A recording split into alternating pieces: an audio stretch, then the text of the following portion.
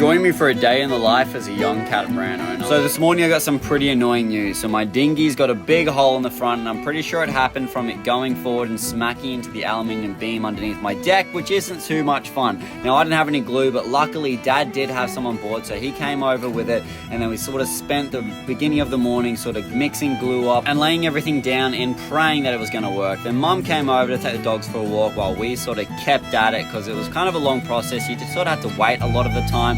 But anyway, we sort of got everything laid down, sort of massaged everything into place, and then we had to let it sit for a while. Since I had a bit of time now, I figured I'd go at the back of the boat and try to make the aluminium beams less pointy so that I don't pop my dinghy again. So basically what my plan is here is I'm going to be putting a bit of wood underneath the aluminium beams and then overhanging just slightly enough so that the dinghy can't hit the aluminium beams anymore. It's just going to hit the wood, which should be a lot more gentle. Now the others have invited me over to go try foiling, and I am definitely not very good at it. I crash upon crash on it, but I eventually started getting the hang of it.